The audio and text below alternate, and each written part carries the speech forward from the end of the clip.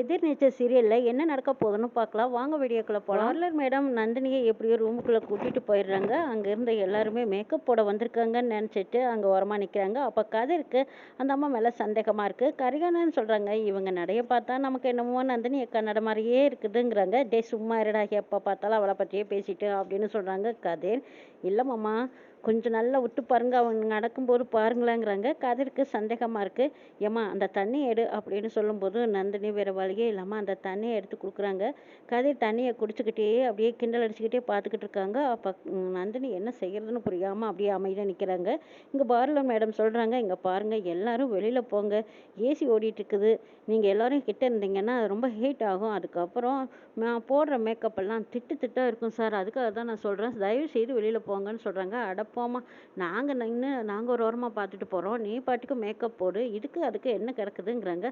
சொன்னால் கேளுங்க மேடம், நீங்கள் எல்லாரும் சுற்றி நின்று வேடிக்கை பார்த்தா எங்களுக்கு தான் டிஸ்டர்பாகவும் இருக்குது, அதனால தான் நான் சொல்கிறேன், நீங்கள் எல்லாரும் கொஞ்சம் நேரம் வெளியில் இருந்தீங்கன்னா என் வேலையை நான் சீக்கிரமாக முடிச்சிடுவேன்னு சொல்லி பார்க்குறாங்க. யாரும் போகிற மாதிரி தெரியல. அப்போ கதிர் தண்ணியை குடிச்சதும் பாட்டிலில் வச்சுருந்த தண்ணி அன்புக்கரசி மேலே சிந்திடுது. ஐயோ பார்த்தீங்களா, நான் அப்போ தானே சொன்னேன், என்னோட வேலையை திரும்ப திரும்ப செய்யும்படி வச்சுட்டீங்களே, என்ன சார் இது, பார்த்து தண்ணி குடிக்கக்கூடாதா, இப்படியே சிந்தி விடுவீங்க, இங்கே பாருங்க பொண்ணு கையில் போட்ட மருந்தாளி எல்லாம் அலைஞ்சிருச்சு, மேக்கப்பும் அலைஞ்சிருச்சு, திரும்ப திரும்ப நான் மேக்கப் போட்டுட்டு இருந்தா எனக்கு தான் நேரம் வேஸ்ட் ஆகுது, தயவுசெய்து நான் சொல்கிறத கேளுங்க, எல்லாரும் வெளியில் போங்கங்கிறாங்க.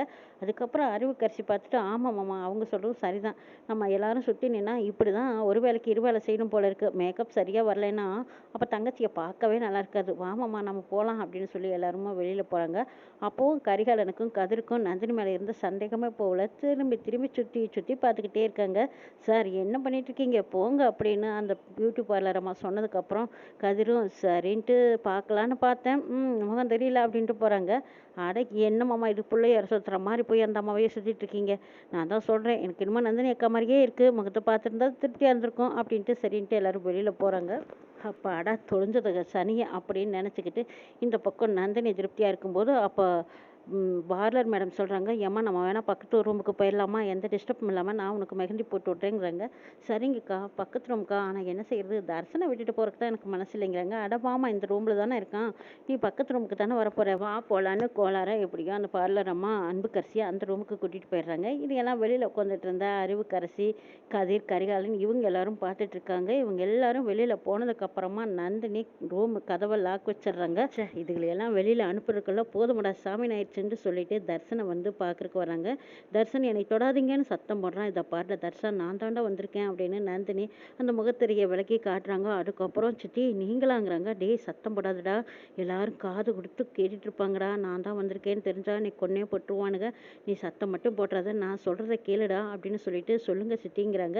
இங்கே பாரு பார்கவி சாகலடா, இப்போ தான் ஜனனி சித்தி ஃபோன் பண்ணனா, நீ வேணா ஜனனி கிட்ட பேசுறியா அப்படின்னு சொல்லி ஜனனிக்கு தான் ஃபோன் போட்டு கொடுக்குறாங்க. அந்த நேரம் பார்த்து ஃபோனில் வேற சார்ஜ் போயிடுது. ஐயோ சார்ஜ் போயிடுச்சடா அப்படின்னு சொல்லிட்டு ஏதாவது சார்ஜ் ஒயர் இருக்குமா அங்கங்கே தேடி பார்க்குறாங்க. தேடி பார்த்துட்டு ஏதோ ஒரு இடத்துல இருந்து சார்ஜ் ஒயர் கிடச்சிருது. அப்பாடா ஏதோ சார்ஜ் ஒயர் இருக்குது, இது செட் ஆகுமான்னு தெரியலையே அப்படின்னு ஆன் பண்ணி பார்க்குறாங்க. அவங்க வச்சிருந்த போகனுக்கு அந்த சார்ஜ் ஒயரை வச்சு சார்ஜ் போட்டு பார்க்குறாங்க. ஏதோ கொஞ்சம் ஏறுது. அப்பாடா எப்படியோ சார்ஜ் ஏறுது, ஒரு நிமிஷம் இருடா ஏறட்டும் அப்படின்னு சொல்லிட்டு ஃபோன் சார்ஜ் போட்டுட்டு நந்தினி தர்ஷனுக்கு ஆறுதல் சொல்லிட்டு இருக்காங்க. பாட்டா தர்ஷன், உனக்கும் பார்கவிக்கு நாங்கள் எப்படியாவது கல்யாணம் பண்ணி வைக்கிறோம், ஆனால் பார்கவி சாகலைங்கிறது மட்டும் உறுதி, நீ தைரியமாக இருடாங்கிறாங்க. சித்தி நெசமாக தான் சொல்கிறீங்களா, என்னை நம்ப வைக்கிறதுக்கு இப்படி சொல்கிறீங்களாங்கிறாங்க. இங்கே பாருடா, சத்தியமாக இந்த கல்யாணத்தை நடத்துறதுக்கு நாங்கள் விட மாட்டோம்டா, பார்கவியோட தான் உன்னை சேர்த்து வைக்க போகிறோம், ஈஸ்வரி அக்கா சொன்ன மாதிரி உன்னையும் பார்கவியும் சேர்த்து வைக்கிறதாண்டா எங்களோட விருப்பம், நீ அதுக்காக மனசு தளர்ந்துடாத, நாங்கள் கண்டிப்பாக சொன்னபடி செஞ்சு கொடுப்போம், நீ தைரியமாக இருடா.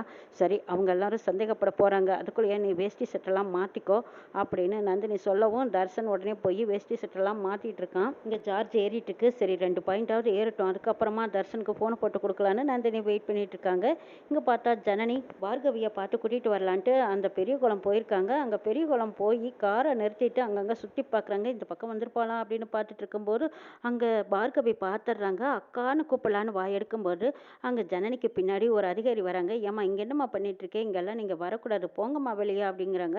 இல்லை சார் நான் சுற்றி பார்க்கலான்னு வந்தேங்கிறாங்க. சுற்றி பார்க்குறக்கெல்லாம் இங்கே எதுவுமே இல்லை, இப்போ போறியே இல்லையாம்மா அப்படின்னு அதட்டுனதும் வேறு வழியே இல்லாமல் ஜனனி அந்த இடத்த விட்டு அக்கிட்ட வரும்படி ஆயிடுது. இங்கே பார்த்தா பார்கவி ஐயோ அக்காவும் போயிட்டாங்களே, சரி என்ன செய்கிறது, அவர் வேற நம்ம அவர் கண்ணில் பட்டுட்டா நம்மளை பிடிச்சிருவாங்க, நம்ம இங்கேருந்து தப்பிச்சிடலான்னு சொல்லி அந்த பக்கம் திரும்பி பார்க்குறாங்க. அங்கே பார்த்தா ஜீவானந்தத்தை காணா. என்னடா இது, இங்கே தானே இருந்தார், சார் எங்கே போயிட்டீங்க சார் சார்னு தேடிக்கிட்டே போகிறாங்க.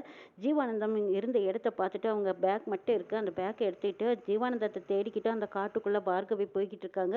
அங்கே ஒரு சில வீடுகள் எல்லாம் வருது. அந்த இடத்துல போய் பார்கவி இந்த பக்கம் யாராவது வந்திருப்பாங்களா, ஜீவானந்தா சார் அதுக்குள்ளே எங்கே போயிருப்பாரு அப்படின்னு தேடிட்டு இருக்கும்போது ஒரு வயசான ஒருத்தர் வர்றாங்க. என்னம்மா நீ யாரை தேடுறேங்கிறாங்க. இல்லை என் கூட ஒருத்தர் வந்தார், அவரை தான் நான் தேடிக்கிட்டு வந்தேங்கிறாங்க. நீ தேடிக்கிட்ட வந்தவர் அதோ அங்கே உள்ளதான் இருக்காரு, போய் பாருங்கிறாங்க. பார்கவிக்கு சந்தேகமாக இருக்குது, இவர் சொல்கிறது உண்மையாக தான் இருக்குமா அப்படின்னு மெல்ல மெல்ல போய் பார்க்குறாங்க பார்கவி. அங்கே போய் பார்த்தா ஜீவானந்தம் ஒரு பெட்டில் படுத்திருக்காங்க. அவங்களுக்கு தேவையான ட்ரீட்மெண்ட் எல்லாம் நடந்துட்டுருக்குது. அப்படியே வலியில் துடிச்சிட்ருக்கிறாரு ஜீவானந்தம். பார்கவி போனதும் சார் அப்படின்னு கூப்பிடுறாங்க. ஆனால் பேச முடியாமல் ஜீவானந்தம் வலியில் துடிச்சிட்ருக்கிறத பார்த்துட்டு அந்த பெரியவர் தான் சொல்கிறாங்க, இதை பாருமா, எங்கள் ஆளுக மூலமாக தான் இவரை நாங்கள் இங்கே கொண்டு வந்தேன். நான் மிலிட்ரி டாக்டர், இவருக்கு நான் ட்ரீட்மெண்ட் கொடுக்கத்தான் எல்லாம் தயாராக வச்சுருக்கேன். எனக்கு ஒரு கை வேலை செய்யாது, அதனால் எனக்கு நீ ஹெல்ப் பண்ணுறியான்னு கேட்குறாங்க. நீ ஹெல்ப் பண்ணால் மட்டும்தான் இவரை காப்பாற்ற முடியும், மனசு வச்சு நீ ஹெல்ப் பண்ணினா இவரை காப்பாற்றிடலாங்கிறாங்க. இதுக்கு பார்கவி சார் நான் என்ன செய்ய முடியும், எனக்கு இதை பற்றி எதுவுமே தெரியாதாங்கிறாங்க. நான் சொல்கிற மாதிரி நீ செய்யுமா, எல்லாம் தெரிஞ்சுக்கலாங்கிறாங்க. அதுக்கு பார்கவியும் சரின்னு சொல்கிறாங்க. டாக்டர் சொல்ல சொல்ல பார்கவி ஜீவானந்தத்துக்கு ஆப்ரேஷன் பண்ணி முடிக்கிறாங்க. எப்படியோ ஒரு வழியாக அந்த குண்டை எடுத்துடுறாங்க. ஆனால் உடம்ப கிழிச்சு ரத்தம் பீச்சு முட்டிக்கிட்டு வருது. அப்பவும் பார்கவி பயந்துட்டு நடுங்கிக்கிட்டு அவர் சொல்ல சொல்ல ஏதோ ஒரு தைரியத்தில் நெஞ்சில் பாஞ்சிருக்கிற குண்டை எடுத்து போட்டதுக்கு அப்புறமா முதல் உதவியாக ட்ரீட்மெண்ட் எல்லாம் கொடுத்துட்ருக்காங்க. அப்புறம் ஜீவானந்தம் மயக்க நிலைமைக்கு போயிடுறாரு. சார் இவர் என்ன இப்படி இருக்காரு அப்படின்னு கேட்கவும் மயக்கத்தில் தான் இருக்காங்க. இன்னும் 1/2 மணி நேரம் கழிச்சதும் அவங்க மயக்கம் தெளிஞ்சிடும்.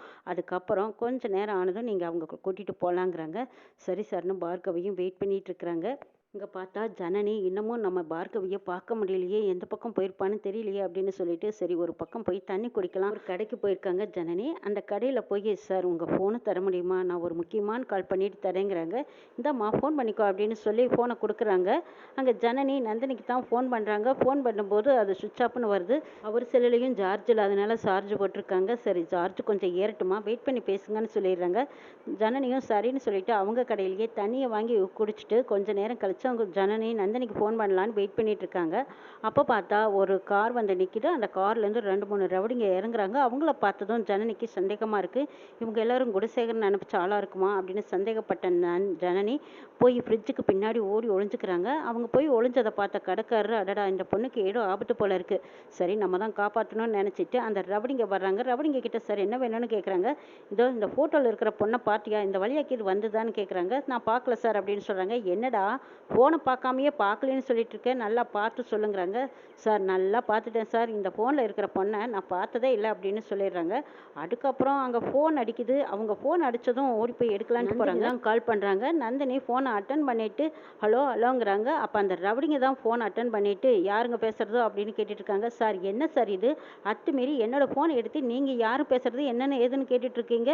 சார் கொஞ்சமாச்சு டீசெண்டாக நடந்துக்காங்க, கடைக்கு வந்த நீங்கள் என்ன வேணுமோ வாங்கிக்கிட்டு போங்க சார், என்னோடய ஃபோனெல்லாம் நீங்கள் எடுத்து பேசாதீங்கன்னு கடைக்காரர் சொல்கிறாங்க. என்னடா ரொம்ப தான் அதிகாரம் பண்ணுற, ஆமாம் அந்த பக்கம் லைனில் யார் அப்படின்னு கேட்குறாங்க. சார் யாராக இருந்தால் உங்களுக்கு என்ன, கொடுங்க சார் ஃபோனை, அது ஏன் ஃபோன் அப்படின்னு சொல்லி கடைக்காரர் அந்த ஃபோனை வாங்கிக்கிறாங்க. அந்த பக்கமாக நந்தினி தான் என்னது ஆம்பளை குரலாக கேட்குதே, ஐயோ ஜனனி தானே பேசினா இந்த நம்பர்லேருந்து, ஜனனி பேசாமல் வேறு யாரோ பேசிகிட்டு இருக்காங்களே, இப்போ என்ன செய்கிறது அப்படின்னு தர்ஷன் நந்தினி 2 பேரும் பதறிக்கிட்டு இருக்காங்க. இந்த பக்கம் இந்த கடைக்காரர் அந்த ரவுடிங்க கிட்ட போராடி எப்படியோ ஃபோனை வாங்கி சுவிட்ச் ஆஃப் பண்ணி வைக்கிறாரு. ஜனனி இந்த ரவுடிங்க கண்ணில் படாமல் ஃப்ரிட்ஜுக்கு பின்னாடியே ஒளிஞ்சிக்கிட்டு இருக்காங்க. ஐயோ என்னடா பண்ணுறது, இப்போ இவங்க போனாங்கன்னா தானே நம்ம நந்தினி அக்காட்ட பேச முடியும் அப்படின்னு அவங்க ஒரு பக்கம் தவிச்சிட்டு இருக்காங்க. இங்கே மிட்டாய் பாக்ஸ்லேருந்து ஆளுக்கொன்னா மிட்டாய் எடுத்து சாப்பிட்டுக்கிட்டு லேட் பண்ணிகிட்டே இருக்காங்க. பார்கவி நந்தினிக்கு ஃபோன் பண்ணுறாங்க. தர்ஷன் ஹலோ. தர்ஷனோட குரல் கேட்டதும் பார்கவிக்கு உயிர் வந்த மாதிரி இருக்கு. அப்பாடா தர்ஷா நீ நல்லா இருக்கியாங்கிறாங்க. தர்ஷனும் பார்கவி குரலை கேட்டதும் பார்கவி நீ எப்படி இருக்கேன்னு கேட்குறாங்க. நான் நல்லா இருக்கேன், ஜீவானந்த சாரும் கூடிய சீக்கிரம் வந்துருவேங்கிறாங்க. உங்களை தான் நான் எதிர்பார்த்துட்டு இருக்கேன், சீக்கிரம் நீ வரணும் பார்கவி, நீ எங்கே இருந்தாலும் நல்லா இருக்கணுங்கிறாங்க. தர்ஷா நீ கவலைப்படாத, நான் கண்டிப்பா வந்துருவேங்கிறாங்க பார்கவி. பார்கவி தர்சன் பேசிட்டு இருக்கிறதா நந்தினியாலையும் நம்ப முடியல. டே யாருடா அது ஃபோன்லன்னு கேட்குறாங்க. நந்தினி பார்கவி தான் கூப்பிட்டுருக்காங்கிறாங்க. அப்படியா, ரொம்ப சந்தோஷம். நான் சக்தியும் ஜனனியும் கூப்பிட்டுருப்பாங்கன்னு நினைச்சேன். டே பார்கவி கிட்ட பேசிட்டியல்ல, அவள் உயிரோடு தானே இருக்கா, அவளுக்கு எந்த பிரச்சனையும் இல்லையல்ல. தர்ஷா நீ ஒன்றும் கவலைப்படாதடா, ஜனனி சித்தி சீக்கிரமா பார்கவியை கூட்டிட்டு வந்துருவா, உங்க காதலை நாங்க சேர்த்து வைப்போம் அப்படின்னு நந்தினி சொன்னதுக்கு அப்புறம் தர்ஷன் எனக்கு நம்பிக்கை வந்துருச்சு அப்படின்னு சொல்லிட்டு போய் நல்லா ஃபுல் மேக்கப் பண்ணிட்டு வந்து நிக்கிறாங்க. சரிடா தர்ஷா, நீ எச்சரிக்கையா இரு, இவனுக்கு கையில மட்டும் மாட்டிடாதேங்கிறாங்க. இல்ல சித்தி, இனி நான் பயப்பட மாட்டேன், யாருக்காகவும் அச்சப்படவும் மாட்டேன் சித்தி. எனக்கு இப்ப நம்பிக்கை வந்துருச்சு, பார்கவியும் நானும் தான் சேர்ந்து வாழ போறோம், நான் பார்கவி கழுத்துல தான் தாலி கட்ட போறேன்னு சொல்லிட்டு இருக்கிறான். ரெண்டு பேரும் பேசிட்டு இருக்கும்போது அறிவுக்கரசி டப்புன்னு கதவை திறந்துக்கிட்டு உள்ள வந்துடுறாங்க. தர்ஷன் ஜம்முன்னு மாப்பிள்ளை குளத்துல நிக்கிறத பார்த்து